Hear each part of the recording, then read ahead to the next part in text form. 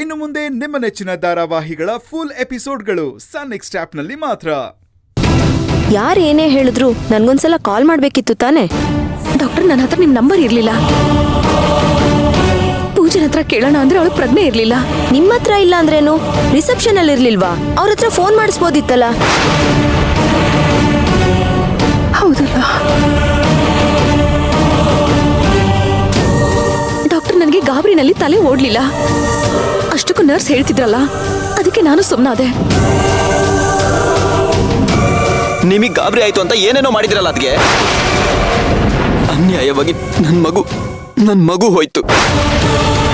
ಓ, ಎಲ್ಲ ನಿಧಾನವಾಗಿ ಸೇವಂತಿ ವಿರುದ್ಧ ತಿರುಗ್ತಾ ಇದೆ.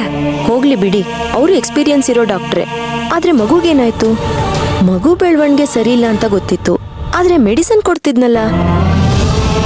ಪೂಜಾ, ನಾನ್ ಕೊಡ್ತಿದ್ ಸಪ್ಲಿಮೆಂಟ್ ಬಿಟ್ಟು ಬೇರೆ ಏನಾದ್ರೂ ತಗೋತಿದ್ರಾ? ಇಲ್ಲ ಡಾಕ್ಟರ್, ನೀವು ಬರ್ಕೊಟ್ಟಿರೋ ಮೆಡಿಸಿನ್ ತಗೋತಿದ್ದೆ. ಹೌದಾ? ಏಯ್, ಆ ಹಾಲು ತಗೋಬೇಡ.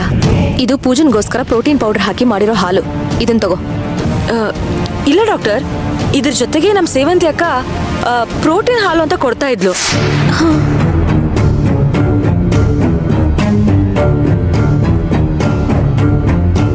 ಹಾಲ್ಗೆ ಅದನ್ನ ಪ್ರೋಟೀನ್ ಪೌಡರ್ನ ಮಿಕ್ಸ್ ಮಾಡಿ ಕೊಡ್ತಾ ಇದ್ಲು. ಏನು, ಪ್ರೋಟೀನ್ ಪೌಡ್ರಾ? ಹೌದು ಡಾಕ್ಟರ್, ಮಗು ಗಟ್ಟಿ ಮುಟ್ಟಾಗಿ ಹುಟ್ಲಿ ಅಂತ ನಾನೇ ಪ್ರೋಟೀನ್ ಪೌಡರ್ ಕೊಡ್ತಿದ್ದೆ.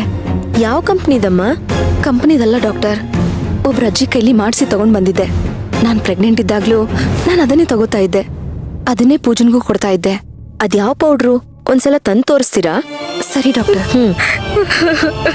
ಪೂಜಾ, ಆಗಿದ್ದಾಗೋಯ್ತು. ನೀವ್ ಇದನ್ನೇ ಮನ್ಸ್ ಕಚ್ಕೊಂಡಿದ್ರೆ ತುಂಬಾ ಕಷ್ಟ ಆಗತ್ತೆ. ಜಾಸ್ತಿ ಹತ್ರೆ ಸ್ಟಿಚಸ್ ಇರೋದ್ರಿಂದ ತೊಂದರೆ ಆಗತ್ತೆ. ಬೇಗ ಡಿಸ್ಚಾರ್ಜ್ ಮಾಡ್ತೀವಿ. ಮನೆಗೆ ಹೋಗಿ ಚೆನ್ನಾಗಿ ರೆಸ್ಟ್ ಮಾಡಿ, ಬೇಗ ರಿಕವರ್ ಆಗ್ತೀರಾ. ಮಗು ಮುಂದೇನೂ ಆಗತ್ತೆ. Take care.